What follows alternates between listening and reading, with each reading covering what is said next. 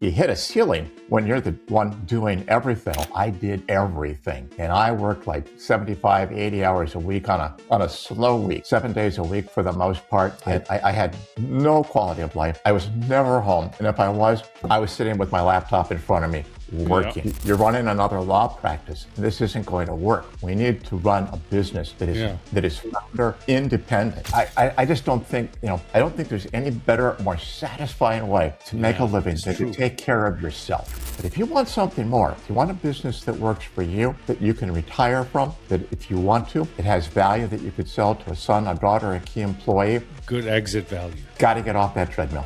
And I'll show you how. Welcome back to Super Entrepreneurs Podcast. I'm your host, Shahid Durrani. Today we have with us David Grau Sr., an award-winning author and speaker. So I'm excited to speak to David. Thank you so much for coming on our show, my friend.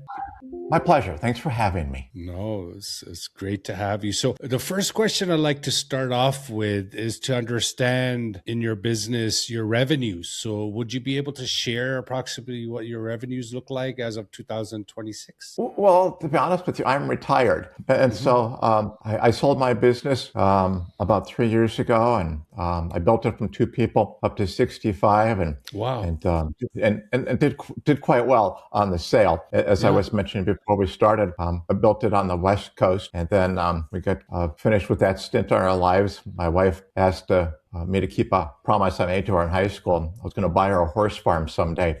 So we moved back to the Midwest, bought some land. The Amish came in and built her the barn of her dreams. And she wakes up and has coffee every morning with her 2 favorite horses. So nice.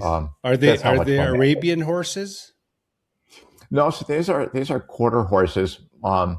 When I first met my wife back, we were high school sweethearts 47 years ago. Wow. And she was in 4-H. And in the Midwest, they go, oh, of course. You say that on the West Coast, they go, for what? But anyway, so I call these animals, roughly about 1,300 pounds of attitude and muscle. And I'm not a horse guy, so I sit inside and write books. She goes out and plays with her steeds. That's nice. So can you share what the exit amount was of the business when you exited?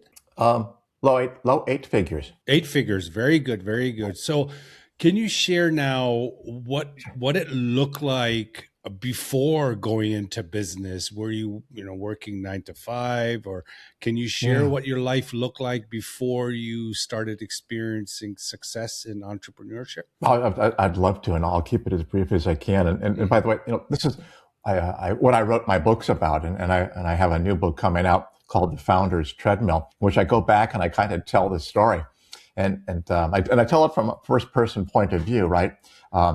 The Founder's Treadmill is where I started. So I came out of law school in the early 1990s, and I spent a couple of years with the government. I worked initially as a prosecutor, deputy DA. That was definitely not for me. And then I became a securities regulator. I used to sit in the stock markets, and when I was a kid, and watch the ticker tapes go by, and my dad would explain it to me. And I started investing in the markets when I was a teenager. And so that was just a real natural thing to me. Spent a couple of years with the state, and then I went out and opened my own small securities law practice. And I loved it. I thought I would be doing that forever. But here's what I didn't realize until later when I looked back on it. And this goes back to the Founder's Treadmill. And so I started out as a force of one, I like to call it. I mean, this is a founder-dependent small business model. I did everything. And I worked like 75, 80 hours a week on a slow week, 7 days a week for the most part. I did everything. I had fun. I loved it. But I came to realize after 4 or 5 years of this, you hit a ceiling when you're the one doing everything. So I started hiring some help, and while that was a move that brought me some relief, what I didn't again realize until later was all the help was designed to work through me too. And so basically that was my business model, and that's okay. I think 99% of small business owners start out that way. We don't have private equity. We don't have 6 years of savings in the bank, right? We have a passion. We have something we want to share, and You can always wait for tomorrow. You can always wait till next year. But at some point, you just have to jump. And I did. And so I jumped on my treadmill and I ran like crazy. And and along the way, an opportunity opened up in front of me. And this became the business that I ultimately built and helped contribute to. Got us up to about 65 employees before I retired. And that's the one where I really learned how to run a small business. And I'll conclude the thought here by saying that's the business where I learned how to get off the treadmill. And that's not easy. And so that's why I wrote the book, The Founder's Treadmill. I think people will really understand it and say, oh, that's where I'm at in life. So what was the business? So when we were a national consulting firm, when I first opened it up, you might be too young for this, but when I first opened it up back in about 1998, 1999, the internet was out, right? And then there was this thing in the securities world, my world, which is, they don't call them stockbrokers anymore, financial advisors, money managers, wealth managers. And so I worked on the independent side of the financial services world. Think Schwab, TDA, Fidelity, Ameriprise, any of the independent practices or broker dealers or RIAs where you own what you do. And so my idea was I was going to take the internet and create eHarmony for financial advisors. So if you wanted to sell, you wanted to leave the business, list your practice for sale, we'll match you up with a buyer, we'll do the contracts, the valuations, we'll lay out a transition plan, and we'll take you from hopes and a dream to retired. And it worked pretty well. And we added a lot to that model over time, but that was the idea. Very good. So did you face any debt or money issues when you started going on your own? Well, you're familiar with the term bootstrapping, of course. So I was in a law practice, right? And I really liked what I did, and I loved the people that I worked with. Independent financial professionals are just the greatest people on the planet. They're industrious, they're hardworking, they're trustworthy. As a lawyer, I'd send them a bill on Friday afternoon, and they'd pay me in full by the next Tuesday. So that part I loved. Downside was I was on that treadmill, literally running faster and faster at a steeper and steeper incline. And then this new business opportunity kind of opened up in front of me, and we started to create it. So for the first 2 or 3 years, my law practice income and work supported the new business. And within, a couple of years, it just took off. Our first year, we opened the door in year 2000. And we did about $100,000 in our first year. And, it took me 5 years to get there with the law practice. And then the second year, we doubled. And the third year, we doubled. And the fourth year, we doubled. And that's when I learned I had to get off that treadmill. And so I sold the law practice and put everything I had into the new business. And it wasn't law, and that was okay. It was actually fun because with law, you're kind of constrained to where you have your bar ticket, right? Mine was in Oregon. But with the new business, I was able to work all over the country and in Canada. Oh, that was fun. Yeah. Wow. So when you were on the treadmill and you exited the treadmill with this opportunity, this business opportunity, are you able to share, or if you can recall, what was the biggest needle mover that, made that double, triple results that you were experiencing? Yeah, I can answer that. And by the way, just to our audience members, none of these questions have been telegraphed in advance or pre-rehearsed. So this is all live, and I love that. Keeps everybody focused, right? Yes. So the needle mover was the question. And so here's what I did, and I wrote about this in the Founder's Treadmill. So again, about 5-6 years into the new business, I was, again, doing what I knew, right? And just to be honest, they don't teach you anything about running a business in law school. I had 11 years of post-high school education, and I don't think I had any business classes. But I always wanted to be an entrepreneur. So in about year 7, I did it again. I built a Founder centric model or a founder dependent model. I think about, like an old wagon wheel, right? There's the hub in the middle and then all the spokes going out to the wheel. And so founder dependent is people like me, we get to be the hub. And what do we surround ourselves with? People that come to us. Just one more question, just one quick question. Hey, is this okay? We had a problem with a customer. I did this. Is that okay? What would you want me to do next time? And I started to realize that wasn't going to work. And so I guess if I get credit for anything, I brought in an outside consultant, and he was a smart guy and a little older than I was, and he walked around and studied and just observed for a couple of weeks.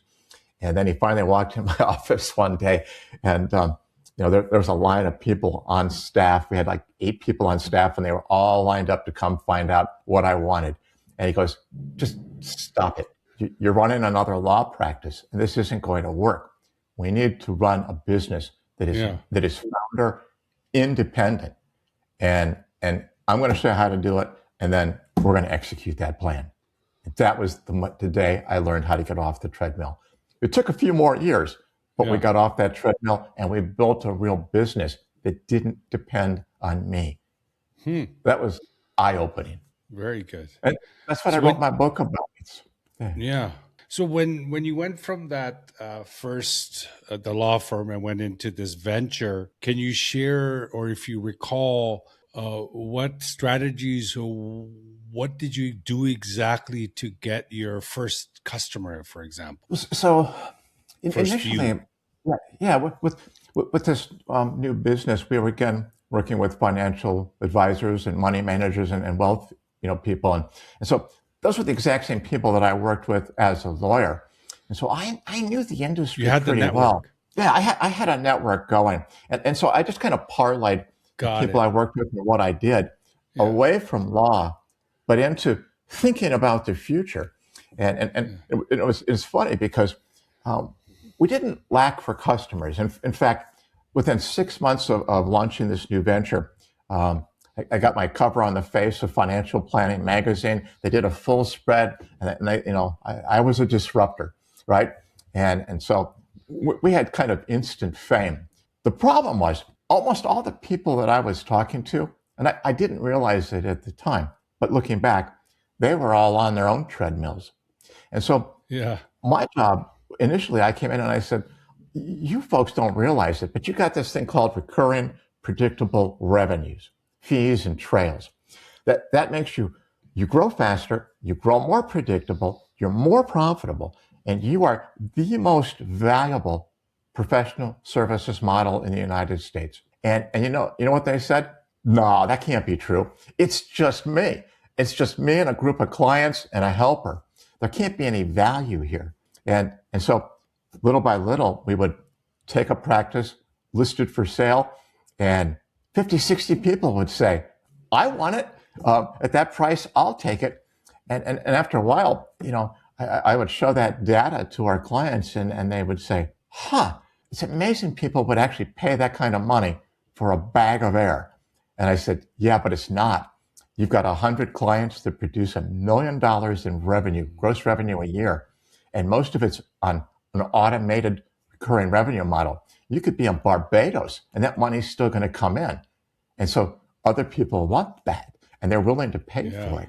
And so it took years to convince them that their treadmills had value. But then our business evolved and we showed people how to get off the treadmill and build a real business and then to perpetuate it.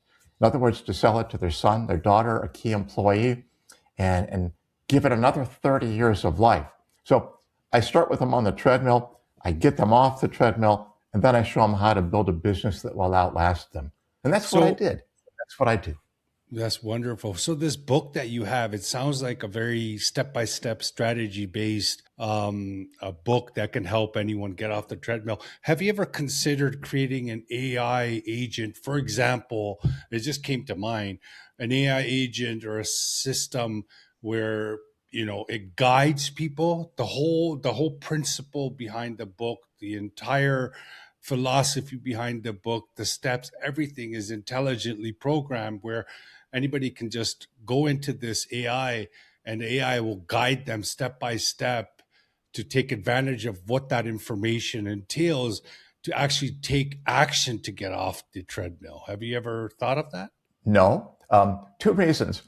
One, I'm older, and this is all kind of new to me. But I will think about it after we hang up. Yeah, I would love to share some of these ideas with you after the recording. Actually, okay. And again, I've been retired for 3 years, and yeah, it's about legacy. And during those 3 years, this is my 4th book. Yeah. So that's what I've been doing, and I haven't worried so much about how to make money on the books and my consulting. I like to write books and teach and share things with people. Yeah, it's just a different. Sorry, David. It's just a different way of looking at it. You know, books are perfect, amazing, but we're sitting in a new world as of today. We're sitting in a new way of doing business and sharing information that is more hands-on. You can actually take that passion you have in words and make it an actionable tool to change lives. You know what I mean? Like that. That's like leaving a much more powerful legacy, because it sounds like you're very passionate about what you do, you know? I am. Real quick, Shahid, I was going to tell you, back when I was in college, back in the early 1980s, I took a basic programming class. People would say, what's that?